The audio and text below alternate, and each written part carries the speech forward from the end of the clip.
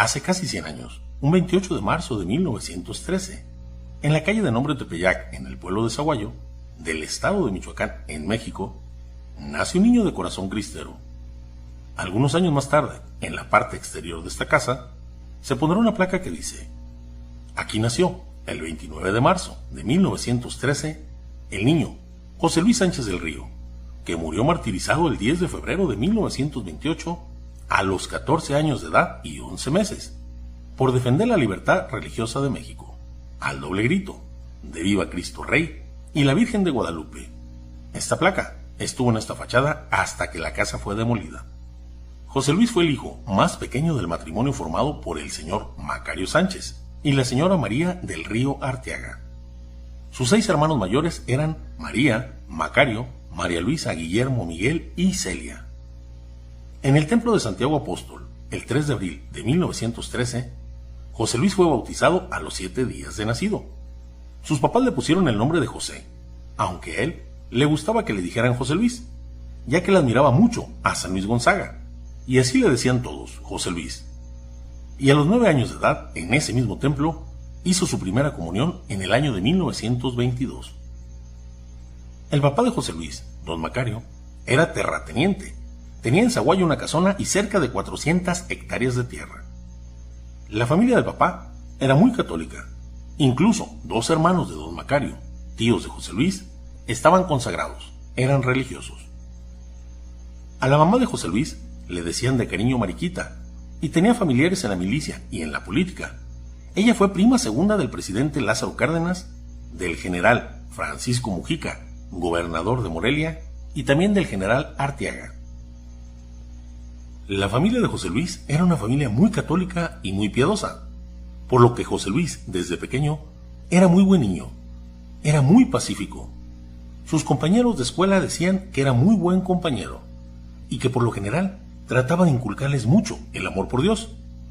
Él iba a misa y comulgaba todos los domingos, y tenía también la costumbre de asistir a la Santa Misa, todos los días 21 de cada mes, que se celebraba en honor a San Luis Gonzaga. José Luis era muy devoto a la Santísima Virgen María, y por eso todos los días rezaba el Santo Rosario. Debemos dar una mirada al contexto político, social e histórico que vivía el país de México en la época de José Luis, para entender un poco esta situación. En esta época era época de la persecución religiosa, persecución que fue de 1926 a 1929. Estos años fueron de mucha turbulencia para la Iglesia Católica de México, aunque esta persecución tuvo secuelas por varios años más. Esta persecución vino impulsada por los liberales y protestantes que desde siempre han sido enemigos de Cristo. Sobre todo, fue apoyada e impulsada desde fuera de nuestro país. Esta persecución, de principio, no inició abiertamente, sino inició paulatinamente. Comenzó con un documento dictado por miembros de un solo partido en la ciudad de Querétaro, y esta es la promulgación de la Constitución de 1917, en donde claramente se observa la intención antirreligiosa y sobre todo anticatólica de este partido, ya que esta Constitución presenta algunos artículos que pretenden que el gobierno tenga el control absoluto de la Iglesia Católica, o sea, la subordinación de la Iglesia al Estado. Sobre todo están los artículos número 3 y el 130, que se redactaron con esta intención. La persecución a la Iglesia no es una persecución hacia una institución religiosa, sino hacia los derechos de la libertad religiosa, y sobre todo a los derechos de cada católico del país, católicos que forman la Iglesia Católica. En el periodo de 1915 a 1920, el presidente de México era el general Venustiano Carranza, el cual, aunque ya estaba promulgada la Constitución y tiene varios desacuerdos con la Iglesia Católica, se abstiene de aplicar los artículos más duros en contra de ella. Aunque para este tiempo, el pueblo católico ya estaba lastimado por muchos ataques hacia su fe por parte de los protestantes. En 1919, Monseñor Burke convenció al presidente Venustiano Carranza de que regresaran los obispos exiliados, lo cual autorizó el presidente y regresaron. Pero el 28 de mayo de 1920 asesinaron a Monseñor Burke. De 1920 a 1924, el general Álvaro Obregón, fue el presidente de México. Él también era anticatólico como su antecesor, y se comportó aún más duro y a veces intolerante contra la religión. Pero él no quiso provocar abiertamente al pueblo, que en ese tiempo era de mayoría católica. En este tiempo comenzaron varios ataques hacia la iglesia y hacia sus miembros. Por ejemplo, el 6 de febrero de 1921 atacaron la residencia del arzobispado de la Ciudad de México, y el 1 de mayo de 1921 apuñalaron una imagen de la Virgen de Guadalupe en la ciudad de Morelia. Al mismo tiempo, hicieron lo mismo en la ciudad de Guadalajara. En este mismo año, hay otro atentado. Un hombre pone una bomba frente a la imagen de la Virgen de Guadalupe, bomba que estalla sin causar ningún daño a la tilma, mientras un crucifijo de acero que estaba junto al altar quedó totalmente retorcido. El gobierno no intentó aplicar la justicia contra el hombre que detonó la bomba. El 13 de enero de 1923 vino un delegado apostólico de Roma, era Monseñor Ernesto Filippi, y vino a bendecir la primera piedra del monumento que se construiría a Cristo Rey del Universo, esto en el Cerro del Cubilete, lo que molestó al presidente Álvaro Obregón, y por lo cual expulsó al delegado apostólico del país. Después, el 1 de diciembre de 1924, Plutarco Elías Calles, férreo enemigo de la Iglesia Católica, es nombrado nuevo presidente de México, y él aplica todo el rigor de la ley contra la Iglesia Católica, y abiertamente ataca a la Iglesia. Aquí es donde comienzan todos los eventos que llevan a la guerra cristera, dejando saldos de miles de muertos, tanto soldados de Cristo como soldados federales. El presidente Calles considera a la Iglesia Católica como su más grande enemigo, argumentando que ella frena el progreso, y dice que los católicos pasan a ser de segundo nivel, al igual que los sacerdotes, perdiendo sus derechos civiles. En el primer nivel, para el presidente Calles, solo estaban los liberales y los protestantes. El gobierno de Plutarco Elías Calles ataca abiertamente a la Iglesia Católica, pegando carteles por las calles del país con lemas como estos: destruir la religión con ciencia, si quieres casa segura, no dejes entrar al cura, y obliga a los trabajadores del Estado a hacer manifestaciones anticatólicas, y a los que no participan los despiden de su trabajo, creando una gran inconformidad en la sociedad de mayoría católica. En abril de 1926, los obispos emiten una carta pastoral colectiva reclamando la reforma de la Constitución de 1917. Mientras, por su parte, Elías Calles exige a los gobernadores de los estados el estricto cumplimiento de la Constitución en materia religiosa. El 10 de mayo, Elías Calles expulsa al prelado enviado por el Papa, a Monseñor Caruana. Él, al irse, pide a los obispos que se mantengan firmes en su fe. Por todo el país, católicos inconformes con esta dictadura, tanto grandes como jóvenes, ricos como pobres, formaban diversas asociaciones para la defensa de su fe. José Luis Sánchez del Río, que contaba apenas con 13 años de edad, se inscribió como miembro en el grupo de la ACJM, que significa Acción Católica de la Juventud Mexicana, esto en el pueblo de Zaguayo. Él quería participar de algún modo para defender a su fe. Esta situación de persecución religiosa se volvió cada vez más dura, por lo que los católicos mexicanos se unieron aún más y formaron la Liga para la Defensa de la Libertad Religiosa, uniéndose varios grupos como los miembros de la Acción Católica de la Juventud Mexicana, los Caballeros de Colón y otros grupos más. La Liga se fundó para defender la libertad de enseñanza, el derecho común para los ciudadanos católicos y pedir la derogación de los artículos que violaban la libertad religiosa. Este movimiento era independiente de la jerarquía de la Iglesia y su lema era Dios y mi derecho. Esta liga logró juntar más de 2 millones de firmas para exigir la modificación de las leyes antirreligiosas, pero el presidente Calles dijo que las firmas no tenían ningún valor, porque según él, todo esto había sido manipulado por la Iglesia.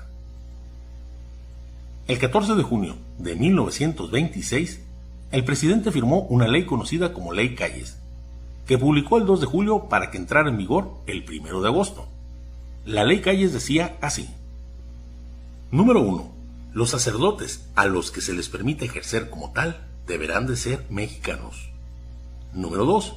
Queda prohibido celebrar actos de culto público en el exterior de los templos. Número 3. Toda la educación, incluso la impartida en escuelas particulares, debe ser laica. Número 4. Los sacerdotes y religiosos no pueden dirigir escuelas. Número 5. Se prohíbe hacer votos religiosos. Número 6. Se disuelven todas las comunidades religiosas y se prohíbe a sus miembros la vida en común. Número 7. Se prohíbe vestir hábito religioso y distintivo clerical. Número 8. Será encarcelado el sacerdote que diga que los artículos de la Constitución no obligan en conciencia. Número 9. Se prohíbe a los sacerdotes criticar en público las leyes y se suprime la libertad de la prensa religiosa. Número 10. Todos los templos pasan a ser propiedad de la nación y el gobierno decidirá cuáles permanecerán abiertos al culto. Número 11. Todas las casas de obispos, curas, colegios, seminarios y conventos pasan a ser propiedad de la nación. Número 12. Ninguna asociación religiosa puede adquirir ni administrar bienes. No se puede construir ningún templo sin la autorización de la Secretaría de Gobernación. Y número 13. De acuerdo con la ley reglamentaria del artículo 130 de la Constitución, se urge a todos los sacerdotes que quieran ejercer como ministros de culto registrarse para obtener la autorización de los gobernantes civiles, pues las autoridades estatales determinan el número máximo de sacerdotes que pueden ejercer dentro de su territorio. Antes de esta ley Calles, el presidente ya había expulsado a 200 sacerdotes del país, había cerrado seminarios, había cerrado 118 colegios católicos, 83 conventos y muchas capillas. Con esta nueva ley, de los 3,000 sacerdotes que ejercían en México, solo se les permite ejercer a 1,000. Los demás deben abstenerse de ejercer su ministerio. Una parte de estos sacerdotes salen del país y muchos otros atienden a sus fieles escondiéndose de casa en casa, exponiendo con esto su vida. A partir del 7 de julio de 1926, la Liga intenta presionar al gobierno con un boicot económico. Miles de católicos se sacrifican reduciendo sus compras al mínimo indispensable. Esto tiene buena respuesta en estados como Jalisco, pero el resto de la República no es tanta la respuesta como para poder desestabilizar al gobierno. El Comité Episcopal, en respuesta a la Ley Calles, el 11 de julio de 1926, con la intención de que el gobierno reconsidere su postura, llega a un acuerdo. Decide la suspensión de cultos en toda la República. Pero antes de hacer público este decreto, consultan a Roma, e interpretando que el Papa les da luz verde, el 25 de julio anuncian a sus feligreses la suspensión de cultos en todas las iglesias de la nación a partir del 1 de agosto y hasta nueva orden. El 31 de julio, el último día de culto, los católicos asisten por miles a los templos para recibir los sacramentos y los sacerdotes no se dan abasto. En respuesta al cese de culto, el presidente Plutarco Elías Calles asegura que cada templo pasará a las autoridades municipales, quienes lo entregarán a una comisión de 10 vecinos que no hayan sido elegidos por el párroco. Esto era muy diferente a la idea que tenían los obispos, que mientras estuviera el cese del culto, dejarle las iglesias al cuidado de los fieles cristianos. El pueblo católico estalla, ya son muchas de Calles contra su derecho a la libertad religiosa, cierre de iglesias, expulsión o arresto de sacerdotes y dirigentes católicos, cierre de colegios, manifestaciones públicas en contra del clero y contra los católicos. Entonces, el ambiente se vuelve explosivo. La iglesia intenta todavía dialogar con el presidente Calles, y el 21 de agosto envía a 2 obispos a que se entrevisten con él, pero él los trata con despotismo y dureza. Les dice: ustedes no tienen más que de 2 caminos, o sujetarse a la ley o lanzarse a la lucha armada en contra del actual gobierno. Los obispos no pretenden tomar las armas, ni invitar a nadie a hacerlo. Sin embargo, los católicos, sobre todo los campesinos desesperados, no dudan en levantarse en armas para defender su fe y su libertad. El gobierno llama a los alzados con el nombre de cristeros, debido a su grito de combate: ¡Viva Cristo Rey! Los primeros levantamientos se dan en forma espontánea, a partir de los primeros días de agosto de 1926. distintas poblaciones de Zacatecas, Jalisco y Michoacán se amotinan para impedir las vejaciones a sus templos y a sus sacerdotes. Estos grupos se refugian en las montañas, dando origen al movimiento cristero. Esto sucede por diferentes estados. Estos eran alzamientos populares aislados. Al principio, los cristeros van armados con piedras, con palos y machetes, y algunas viejas escopetas de cacería, pero poco a poco logran arrebatar armas a las tropas del Ejército Federal. Por su parte, el gobierno cuenta con gran armamento y cuenta con apoyo económico de grupos protestantes de Estados Unidos. Los cristeros suplen la falta de armamento y municiones con valor y sobre todo con su destreza en el manejo de los caballos y el gran conocimiento que tenían del terreno en que combaten. Antes de un año, el movimiento cristero se extendió a más de 10 estados de la República. La Liga para la Defensa de la Libertad Religiosa los apoya y hacen un llamado convocando a un levantamiento a escala nacional para el 1 de enero de 1927. El objetivo era derrocar al gobierno y abolir la Constitución de 1917. La guerrilla armada consigue un hombre para que comande la resistencia armada. Este es un exmilitar del gobierno, el general Enrique Borostieta Velarde, artillero talentoso que se encuentra separado del ejército por problemas personales. En este entonces, este general no era muy creyente, pero apoya la causa contra Calles y Obregón, y con el tiempo, Enrique Borostieta queda impresionado con el testimonio de los cristeros y se convierte y se acerca a la fe.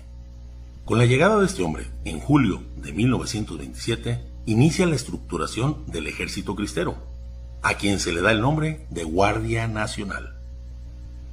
La mayoría de los generales y soldados del ejército federal se portan con extrema crueldad. No dudan en torturar a los prisioneros cristeros de formas muy duras y después los ahorcan o los fusilan públicamente. Más tarde, exponen los cuerpos masacrados colgándolos de los postes de telégrafos o a lo largo de las vías del tren. En esta sangrienta guerra se repiten las historias de los primeros mártires de la Iglesia.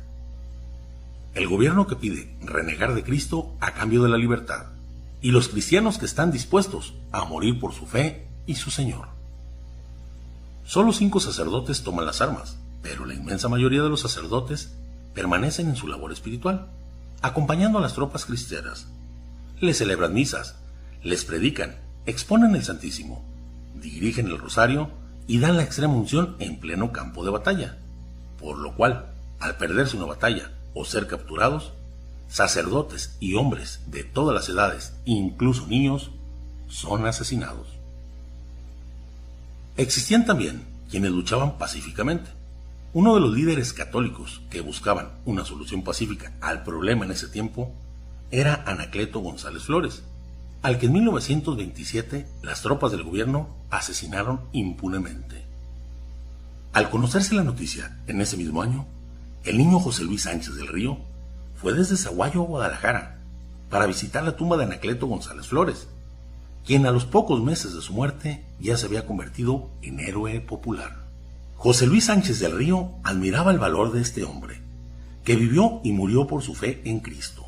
Se dice que fue ahí, ante la tumba de Anacleto, donde José Luis le pidió a Dios le ayudara a ser un católico fiel, y que si fuera necesario le diera el valor para también él morir por Cristo.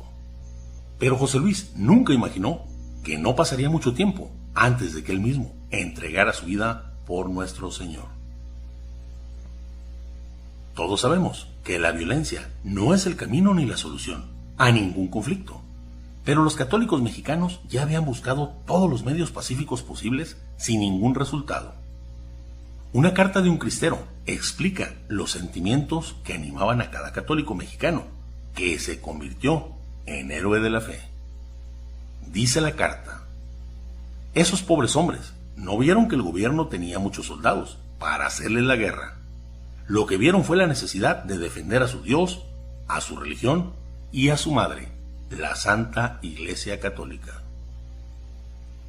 En el verano de 1927, viendo José Luis cómo las fuerzas del gobierno perseguían a los católicos y asesinaban a los sacerdotes, no pudo quedarse tranquilo en su casa.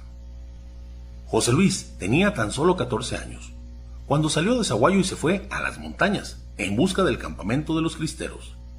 Él se fue a alistar al grupo que comandaba el general Ignacio Sánchez Ramírez, donde estaban alistados sus dos hermanos mayores, Macario y Miguel, y José Luis esperaba luchar al lado de ellos. Sin embargo, el general de los cristeros de Zaguayo no aceptó a José Luis porque lo vio muy chico. Era solamente un niño. Pero esto no desanimó a José Luis. Junto con otro joven llamado José Trinidad Flores Espinosa, que era 3 años mayor que él, se fue en busca de otro general, y por fin, después de largos días de caminar, llegó al campamento de los cristeros, que se encontraba al sur de Cotija, y que comandaba el general Prudencio Mendoza, al que le pidieron que les permitiera combatir por su fe. La condición del general fue que sus papás les dieran permiso, y ellos lo consiguieron, y los primeros días de enero de 1927, José Luis y José Trinidad se lanzaron a la aventura cristera. Tanto José Luis como José Trinidad realizaban labores de apoyo a las tropas, y muy pronto se ganaron la simpatía, por ser los más chicos de toda la tropa, y porque tenían mucha alegría al servir. A José Luis la tropa le puso por sobrenombre Tarcisio, ya que más que soldado parecía un monaguillo, y lo relacionaban con la historia de San Tarcisio, niño que fue amante de la Eucaristía, y que en Roma repartía la Eucaristía a los presos, y murió por defender la Sagrada Eucaristía. Cuando en su tiempo los soldados le pidieron entregar todas las hostias consagradas, él no las entregó y lo mataron a golpes.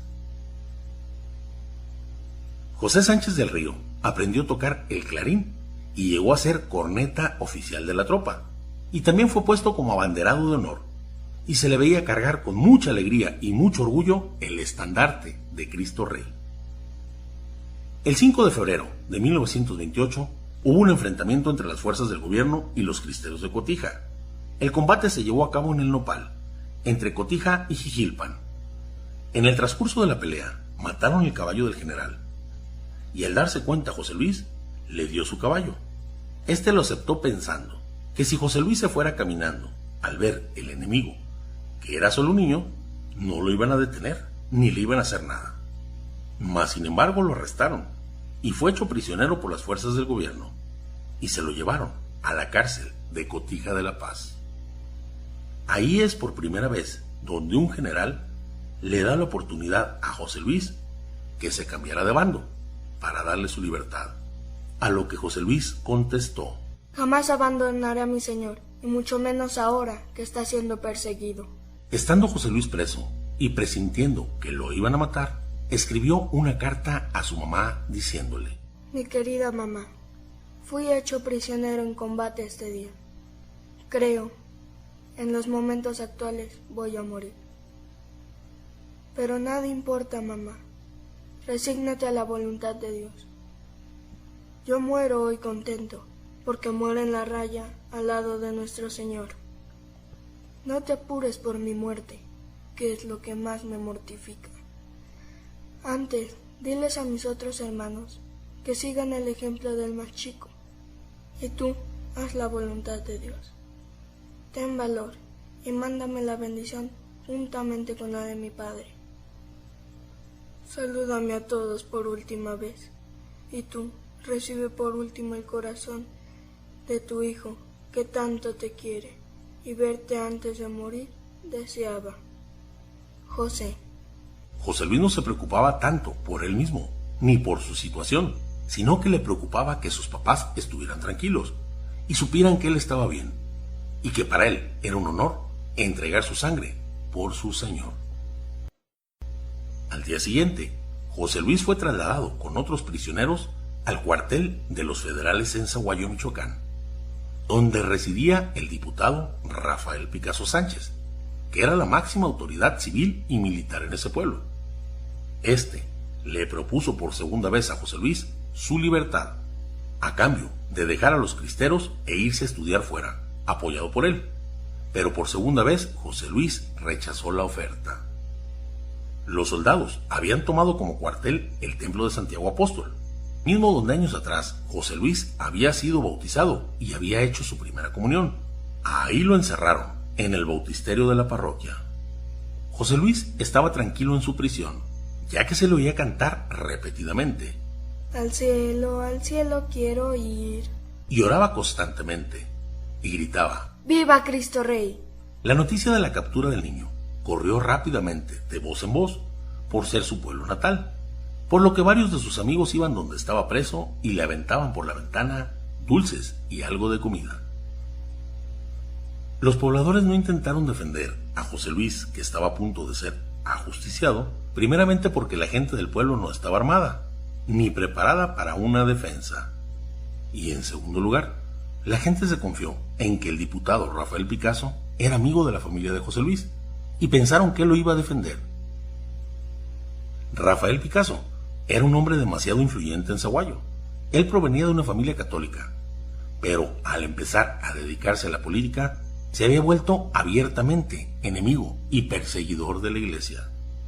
Rafael Picasso, por la amistad y la relación que tenía con los papás de José Luis, fue que le ofreció en 2 ocasiones a José Luis la libertad.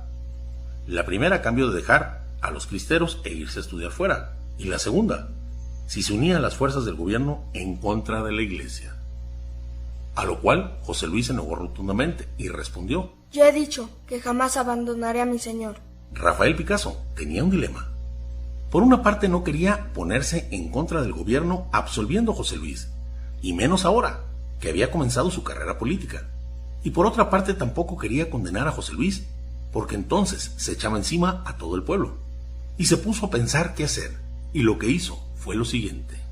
Junto con José Luis estaba preso otro joven llamado Lorenzo, y para que José Luis viera lo que le esperaba si seguía en su actitud, sacaron a los 2 a la plaza y delante de él ahorcaron a Lorenzo.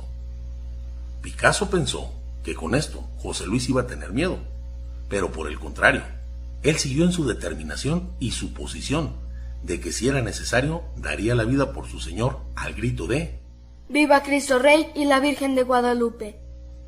Después de la ejecución de Lorenzo, el cuerpo fue llevado al cementerio, pero de repente el sepulturero vio que el cuerpo de Lorenzo se movía y distrajo a los soldados y les dijo que volvieran al cuartel y que él se encargaría de sepultar al muchacho. Los soldados se fueron y entonces Lorenzo se levantó y se fue. Y a partir de ese momento, Lorenzo fue conocido como Lázaro.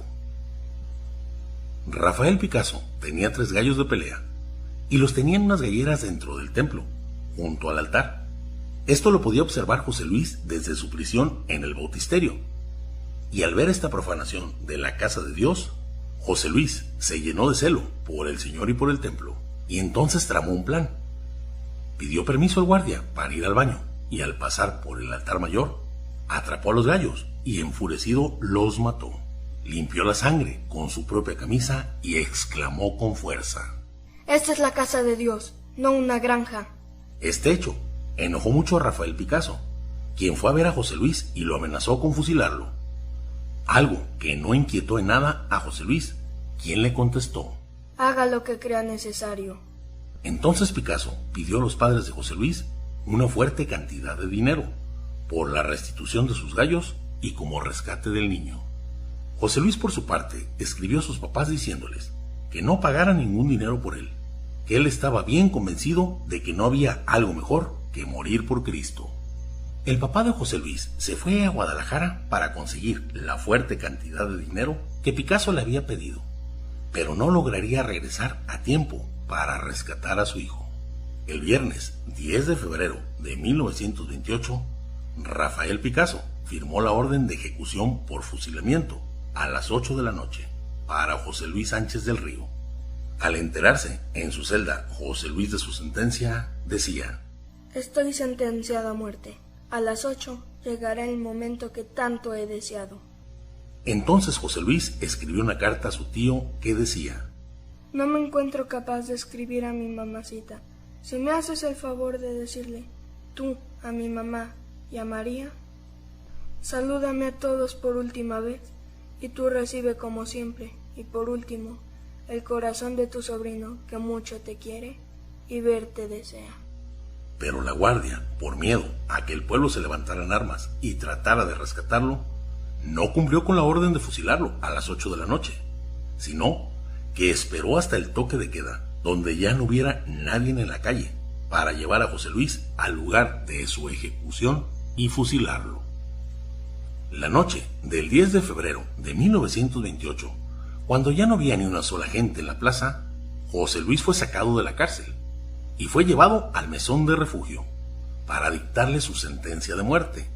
Y ahí, gracias a su tía Magdalena, él pudo recibir por última vez la Sagrada Comunión, y así pudo saludar a su gran amigo Jesucristo por última vez en esta tierra. Después José Luis fue torturado.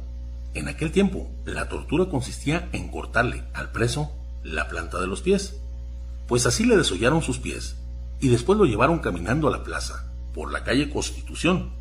Sus pies entonces iban sangrando, y dejaban marcada por la calle sus huellas. De ahí, los guardias de Picasso llevaron a José Luis hacia el cementerio, y lo iban golpeando durante todo el camino mientras él iba gritando: ¡Viva Cristo Rey! ¡Viva Cristo Rey! Y mientras caminaba su ejecución y los guardias lo golpeaban, también repetía: Cristo vive, Cristo reina, Cristo impera, viva Cristo Rey y Santa María de Guadalupe. Los guardias seguían golpeándolo y le decían: ya cállate, cristero. Pero él no cesaba de repetir: viva Cristo Rey y la Virgen de Guadalupe. Por lo que un soldado molesto golpeó el rostro de José Luis con la culata de su rifle, tumbándole varios dientes del lado izquierdo y lastimando su mandíbula, por lo que ya no hablaba tan fácilmente, pero como podía, seguía repitiendo: ¡Viva Cristo Rey! Una vez que llegaron al cementerio, los guardias le preguntaron: ¿quieres por último mandar decir algo a tus papás? Y él contestó: díganles que nos vemos en el cielo. Después le dijeron: ¿y ahora qué dices? ¿No tienes miedo a morir? Y él repetía: ¡Viva Cristo Rey! Entonces un guardia lo golpea con una pala en la espalda y lo tumba al suelo. Después le atan una soga al cuello y lo elevan con ella unos segundos, mientras otros guardias sacan unas navajas y navajean a José Luis en varias partes de su cuerpo. Después lo dejan caer y le gritan: ¿y ahora qué dices? Él, agonizando y con trabajos, dice con poco aliento: ¡Viva Cristo Rey y la Virgen de Guadalupe! Entonces un guardia saca su pistola y le dispara en un lado de su cabeza. Y José Luis cae muerto al suelo, quedándose todo en silencio. Aunque la orden que tenían los guardias era fusilar a José Luis, no se atrevieron a hacer esto para no atraer la atención del pueblo, sino que lo navajearon, y una vez tirado en el piso y agonizando, le dieron el tiro de gracia. Quien platica esto fue el sepulturero que presenció todo esto. La noticia de la muerte de José Luis corrió como el fuego por todo Zaguayo. Entonces, unas personas, junto con la mamá de José Luis, fueron al cementerio y envolvieron el cuerpo en una sábana y después lo sepultaron. Años después, la mamá de José Luis consiguió el traslado del cuerpo a la cripta de la iglesia del Sagrado Corazón, donde permanecieron sus restos y descansaron hasta que en 1954 fue exhumado y se encontró que estaba con su escapulario de la Virgen del Carmen, que él siempre traía, y con su pequeño crucifijo, que él siempre besaba. Ahí se observó que habían sido desollados sus pies, su mandíbula y dientes rotos, y había sido navajeado y tenía un solo disparo en el lado derecho de su cabeza. Después, en 1996, la pequeña caja con los restos de José Luis fue trasladada a la iglesia de Santiago Apóstol, donde el niño José Luis fue bautizado a los 7 días de nacido e hizo su primera comunión, y estuvo preso a los 14 años de edad. Rafael Picasso, quien fue verdugo de José Luis, murió años más tarde a mano de uno de sus socios. Y la calle donde nació José Luis, que tenía el nombre de Tepeyac, y Picasso le había cambiado el nombre por calle Picasso, hoy se llama de nuevo calle Tepeyac. Uno de los verdugos que mató a José Luis, que apodaban el Zamorano, se convirtió a Dios y se le veía frecuentar la iglesia y rezar en silencio. El Papa Juan Pablo II declaró mártir al niño José Luis Sánchez del Río el 22 de junio del 2004. El 12 de junio del 2005, el cardenal Juan Sandoval Iñiguez, arzobispo de Guadalajara, pidió a la Santa Sede fecha para la ceremonia de la beatificación del siervo de Dios Anacleto González Flores y sus compañeros de martirio.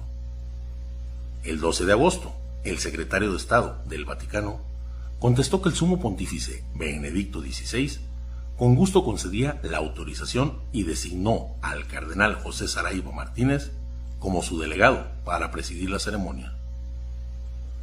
El 20 de noviembre del 2005, día de la fiesta solemne en honor a Cristo Rey del Universo, en la ciudad de Guadalajara, Jalisco, en una gran ceremonia, fueron beatificados, por fin, estos 5 mártires mexicanos: José Trinidad Rangel, Andrés Sola Molís, Leonardo Pérez, Darío Acosta Zurista y José Luis Sánchez del Río.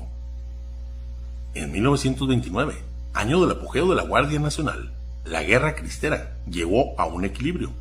El gobierno se da cuenta que no puede vencer a los cristeros, y estos, por falta de armamento, no logran vencer al ejército federal.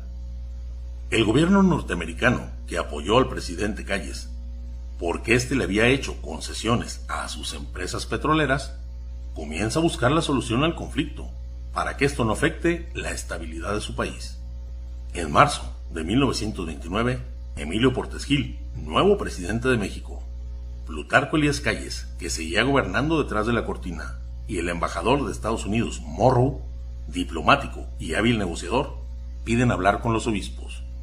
En estas negociaciones, el gobierno llega a los famosos arreglos del 21 de junio, con el arzobispo Ruiz Flores y el obispo Pascual Díaz, arreglos que permiten la reanudación del culto público y dan cierta libertad a la iglesia.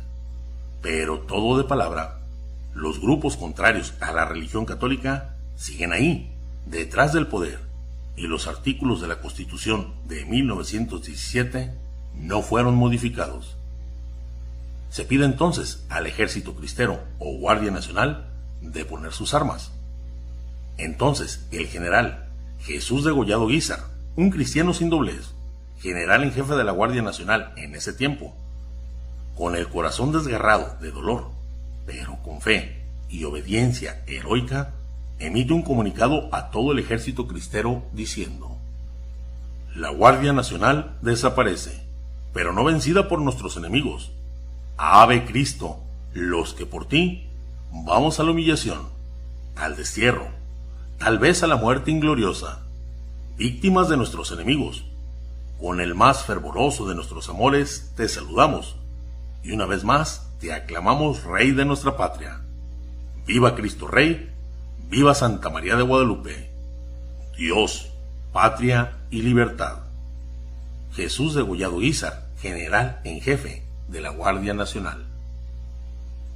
Con estos arreglos, en 1929, terminó la guerra cristera, y como muestra de buena fe, los cristeros entregaron sus armas al gobierno, que les había ofrecido amnistía por recomendación del Papa y los obispos. Pero lamentablemente, esto no se cumplió, ya que agentes disfrazados de civiles, en un lapso de 5 años después de la guerra, fueron asesinando a cada uno a sangre fría. En total, 800 oficiales de la Guardia Nacional, cristeros, fueron asesinados por supuestos desconocidos. Por eso se dice que murieron más oficiales cristeros después de la guerra que en la propia guerra. Terminada la guerra, la iglesia nuevamente goza de cierta libertad. Pueden volver los obispos y sacerdotes desterrados. Se abren casi todos los templos y se reanudan los cultos. Y el 12 de diciembre del año de 1931, en el 4º centenario de las apariciones de la Virgen de Guadalupe, se tiene una fiesta solemne en la iglesia, en la que participa la nación entera, y ese día repican con fuerza y por largo tiempo las campanas de todos los templos de México, como nunca antes lo habían hecho.